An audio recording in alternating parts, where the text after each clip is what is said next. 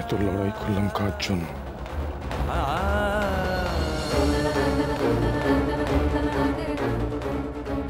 ঠিক আছে ঠিক আছে, এখন যাও এখান থেকে। তোমাদের মতো মেয়েদের কাছ থেকে এর বেশি আর কি আশা করো? যাও।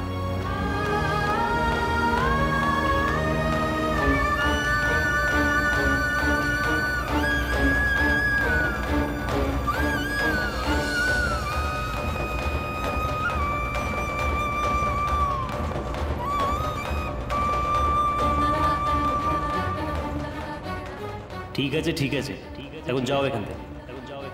তোমাদের মতো মেয়েদের কাছ থেকে এর বেশি আর কি আশা করো? যাও।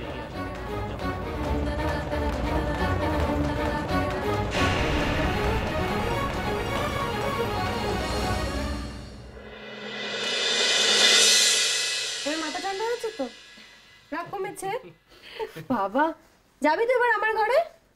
কত শাড়ি কিনেছি, দেখাবো। চ। হ্যাঁ, তোমরা বরং যাও, ওকে নিয়ে ঘরে যাও, ঘরে। ঠিক আছে ঠিক আছে, আসি মা। দিদি চল। হ্যাঁ হ্যাঁ, আয় আয়।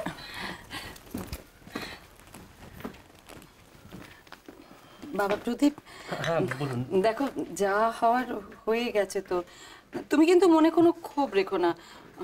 আমি তোমার কাছে। আপনি এভাবে বলছেন কেন? সেদিনকার যা ঘটেছিল তার জন্য তো দোষী ওই মেয়েটা আর বিমানের বর্দা। আপনি সংকোচ বোধ করবেন না মাসিমা। ঠিক ঠিক আছে, তোমরা বরং বসে গল্প করো, আমি ঘরে আছি। রোহিতা, চাটা খান, ঠান্ডা হয়ে যাবে।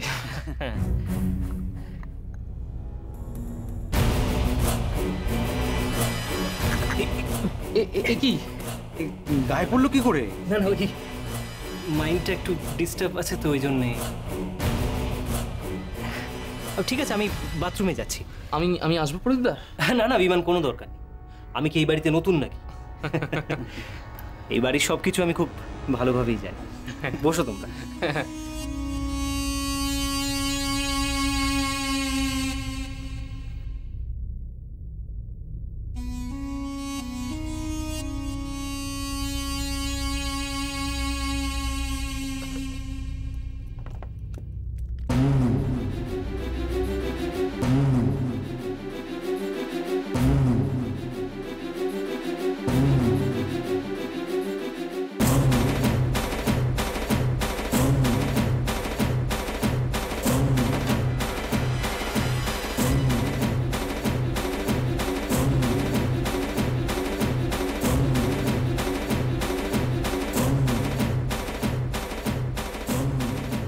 আমি জানতাম সুন্দরী,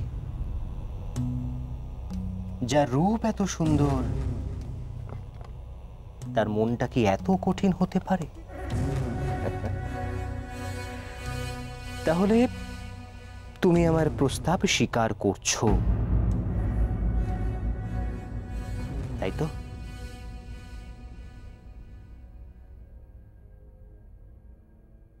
এভাবে কি করে কথা বলবো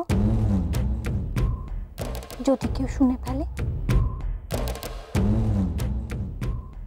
একটা কাজ করুন,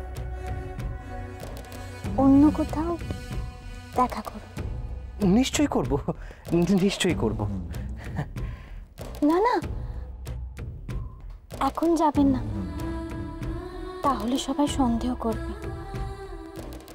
একটা কাজ করুন, গল্প করতে করতে একটু পরে আসবেন।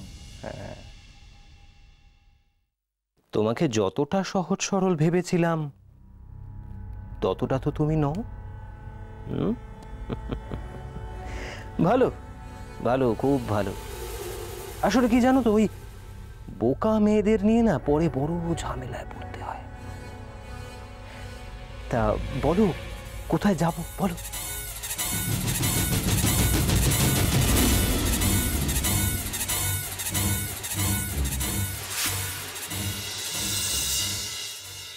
এই রূপা, আমার কিন্তু এই শাড়িটা সবথেকে বেশি। আরে তুমি দেখো দেখো, এই শাড়িটা দেখো। হ্যাঁ এইটা দেখ, খুব পছন্দ করে কিনেছে। এবং এটা নিয়ে একটা কাহিনী আছে। দিদি ভাইয়ের সঙ্গে আঁচল নিয়ে আমার মারাত্মক ঝামেলা। আঁচলটা কোনটা? ইয়েলোটা? এই খুব ভালো কম্বিনেশন গো। বেশ ভালো। হ্যাঁ রে, কত দাম পড়েছে রে এটা? সে কথা তুমি আর বলো না সোমা। তোমার বোন তিনি তো আবার একেবারে দরদাম করবেন না। ভাগ্যিস আমি ছিলাম, এটা 5,000 টাকা নিয়েছে।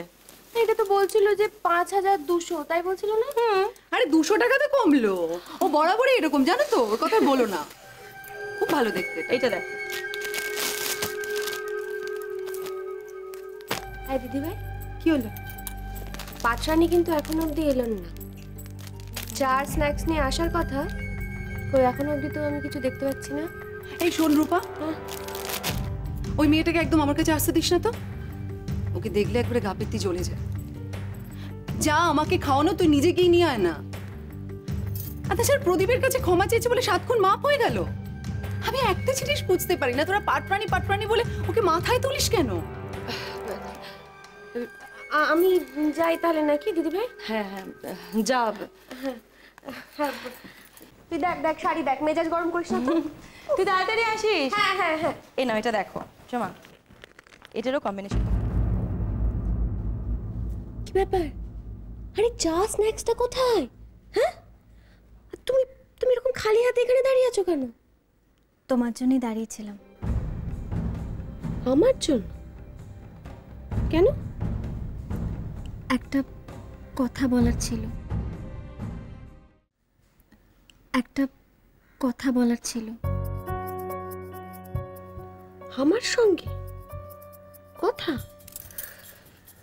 কি কথা? এখানে বলা যাবে না, শুনতে পাবে। কি এমন কথা পাটরানি যে ওরা শুনতে পেলে মহাভারত একেবারে অশুদ্ধ হয়ে যাবে? বলছি তো এখানে বলা যাবে না। তুমি আমার কথাটা শোনো, একটু একটু আমাকে বিশ্বাস করো।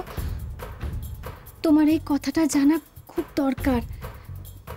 তারপর তুমি ঠিক করো কোনটা উচিত আর কোনটা উচিত নয়। আমি ঠিক করব? কি ঠিক করব? বাবা পাটরানি, তুমি বড্ড হেয়ালি করছো গো। এত হেয়ালি আমি সহ্য করতে পারবো না। একেবারে সোজা সাপটা করে বলো তো কি হয়েছে? বলছি তো এখানে বলা যাবে না। তা কোথায় বলা যাবে বলো?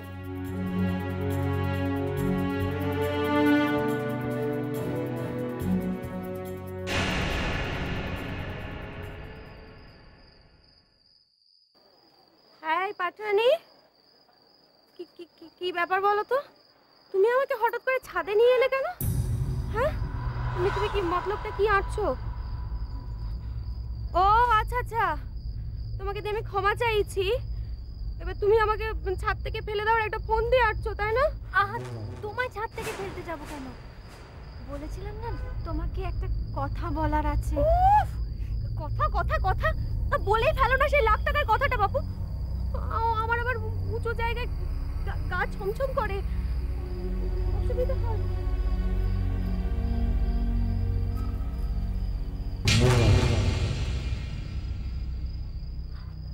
এই কি হলো? হ্যাঁ পাটরানি, পাটরানি। এই তো সুন্দরী, কি সুন্দর লক্ষ্মী মেয়ের মতো আমার জন্য অপেক্ষা করে আছো। তাহলে সেদিন এমন সতীপনা দেখাতে গিয়েছিলে কেন?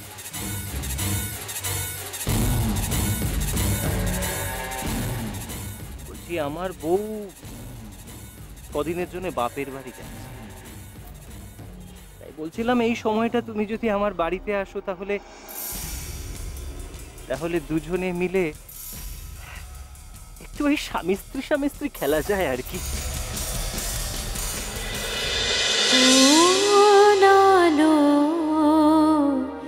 লাগলো চোখে